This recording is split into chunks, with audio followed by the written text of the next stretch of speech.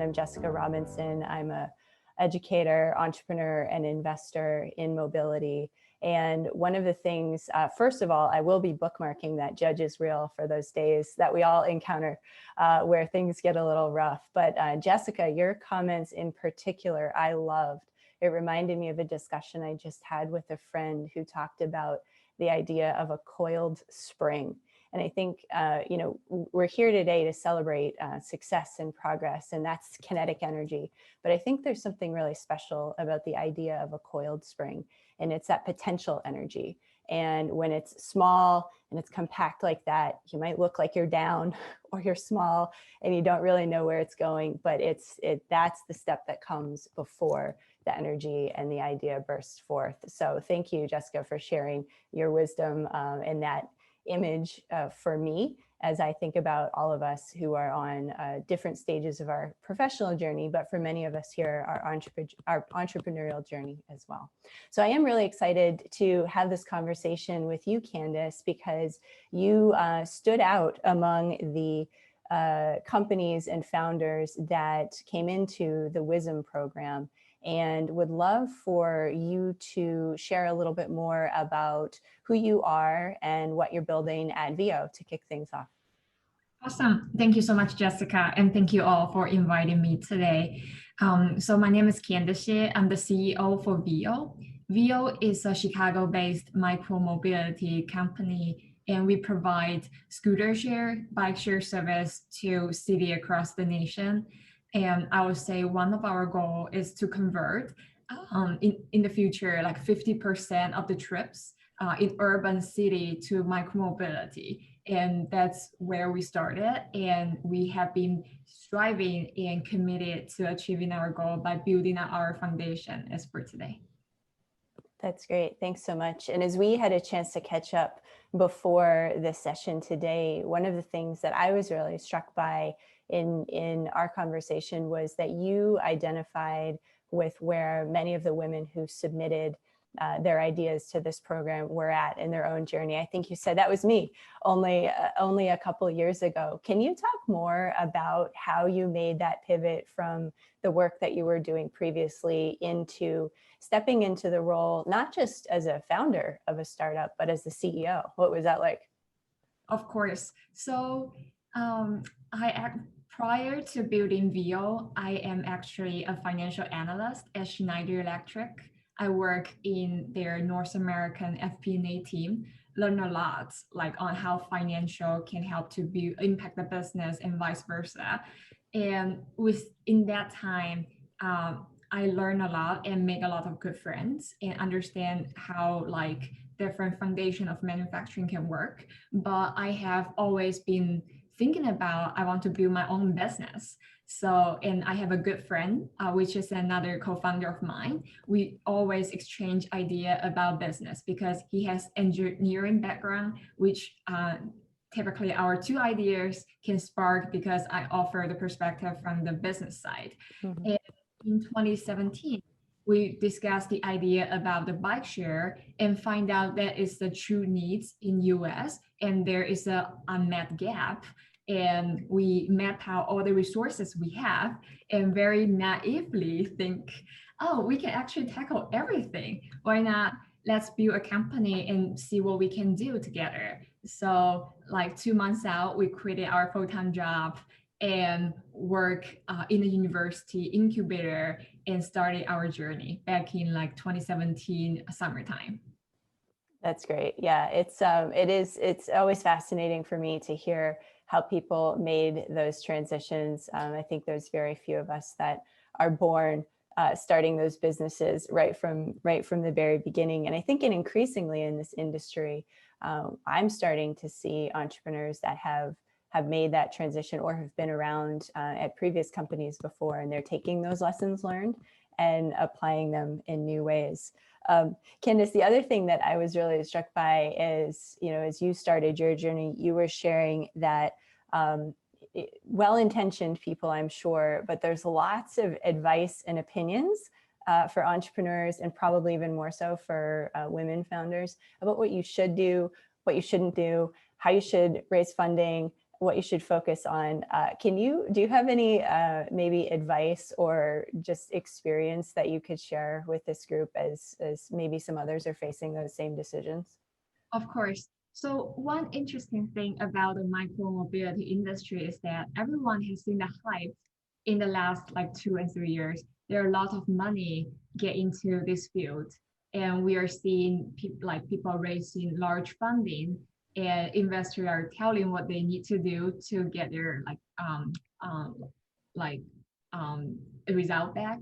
So I think there are a lot of conversation and excitement on how different entrepreneurs should do their business and how we should like expand our business.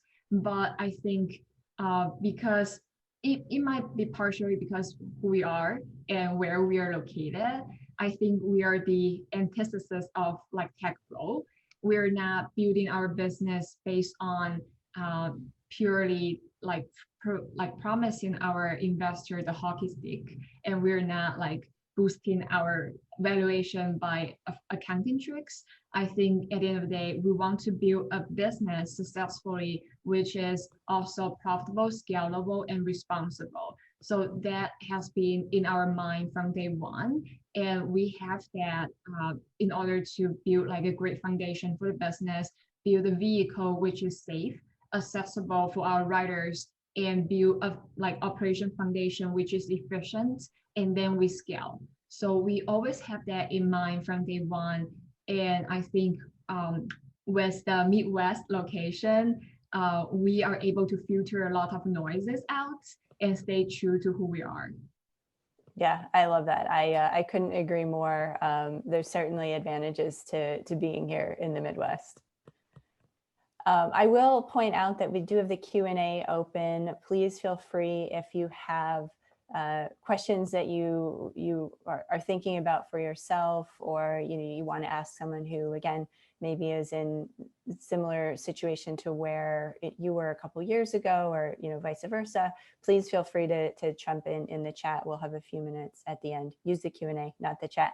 Candice, the other thing is, I shared on LinkedIn this week as I was thinking about this discussion, is I called it the P word, and you kind of alluded to it, which is the money side of this business. And shared mobility is hard. I mean, I know it myself from years at Zipcar.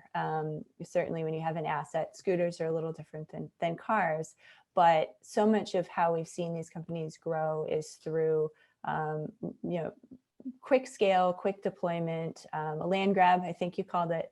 But you, again, different approach here, and it's had interesting results, right? Which from a financial perspective, can you talk about why that's important to you and your team, maybe what that enables you to do, and maybe some of the trade-offs, right? Because by taking that approach, you're making choices. Of course. So I would say from day one, we are not the typical profile investor is interested in.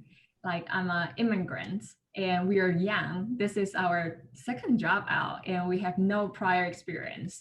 So fundraising from day one in 2017 is difficult. So that made us think how we are able to build something great sustainably without really relying on the external funding. So that's the reason why we actually start very small and try the one market out, make sure that specific market is profitable, and we scale. So in terms of today, we have 20 market and 40 market, and like 90% of our market are profitable, and we're able to actually achieve company-wide EBIT profitable last May, which is very amazing in like startup world and also in the micromobility world. So we are very proud of ourselves. I think there's a lot of trade-off inside, like how fast we need to grow versus how many money we need to look at in order to achieve profitability, and how much we should like go through the RFP bidding process to offer the city a good deal without suffering, like without making it an unsustainable program for the city. There are a lot of things to think of, but I think we map it out like very maturity. We have a very great team working together. Really appreciate everyone's efforts, but I think I'm grateful of where we are today. And I think it will be the same philosophy will scale and grow in the next 3 to 5 years. Mhm. That's great.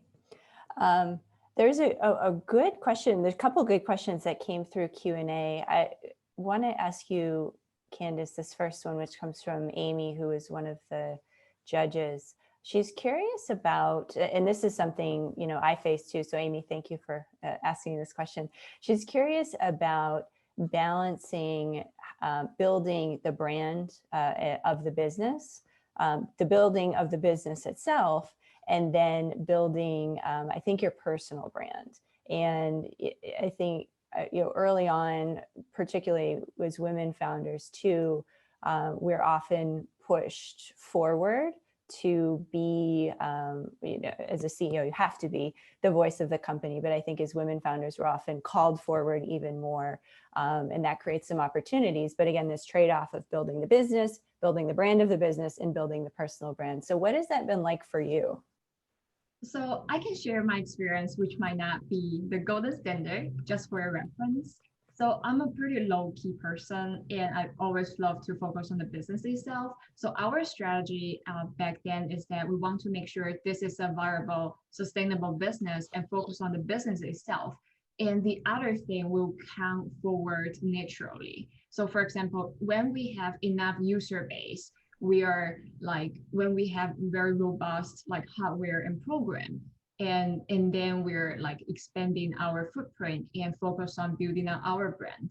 And right now we have pretty good reputation in the industry, and now is the time I feel like I should take more responsibility and just represent women and help people understand what I have been through, and maybe I can like help you guys not to get into like different, when you're sitting at the crossroad, maybe we can save some time for the taking the wrong routes. So I think I should be like standing out more and building my personal brand more and helping people who has been or is actually where I am like 3 years ago.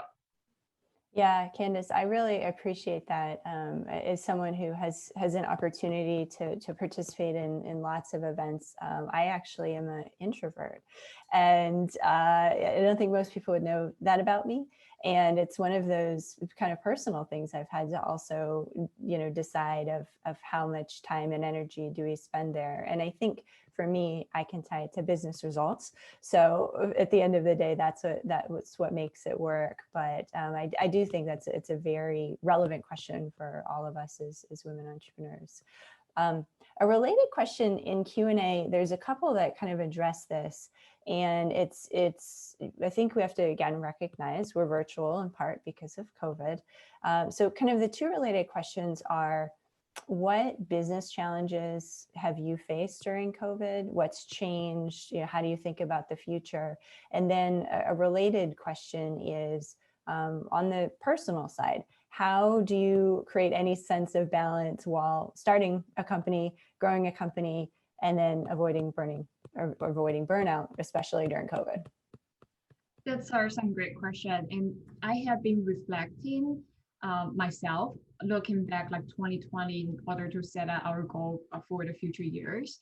One new reality I realized is that COVID may not go away. And this remote Zoom meeting setup might be with us for many years. So one of the challenge we are facing is that how we're able to engage people more, like internally, and also understand our customer more externally, with a very safe and healthy guideline. Because I know a lot of my people, they're working in their cubicle in the last 10 months by themselves, and they're not able to go out. It's actually not very healthy. And a lot of our work is actually creative, because micromobility industry is still very young. We need to make sure we are innovating and provide creative solution while understand our users better. So how we are balance that out is something we have been working on and will be one of our focus this year. And in terms of the second question, how do I balance out work and also personal life? I would say I am very lucky that I have a lot of hobby that it needs a lot of attention. I'm a tennis player, so when I'm playing tennis, I just cannot think of my work or I will lose my point. So I will find those hobbies to get myself out of the business mode and enjoy myself and have a very fresh mind and come back to the business afterwards. That's great. I love that sense of unplugging and also still trying to find a way to do something physical right now as well. I think that the WISM team is going to pull us off stage here in a minute, but I have one more question, which is something back to what you said earlier, Candice, and kind of working with cities as you roll out. It's certainly increasingly common for scooter sharing companies to need to do so. Sharon points this out in a really helpful Q&A, or Leanne does, excuse me. But I think that it applies to the broader shared mobility community as well. The role of cities and the public sector as startups arrive on the scene. Is there anything you want to say in that regard, maybe for other entrepreneurs that are thinking about working in this kind of public-private space? Of course. So I would say micromobility and even mobility, the new mobility is still very young. There are a lot of things we need to do together with the city. And one of the challenge we have currently with micromobility is that the infrastructure is limited. So we want to provide the users accessible and safe program, but if without the protected bike lane, there's no people will be like out using micromobility. That's a challenge for us and potential limitation. So from our end, we are actually partnering with the city, try to figure out the best route forward, like to build out the different steps before we can get to the perfect future to enable everyone to enjoy the bike lane or safe infrastructure in every corner of the city. So I would say this business takes patience and also takes expertise. And also it will be very rewarding as well, because we are impacting millions of people's life and how they commute and how they enjoy like recreational trips as well.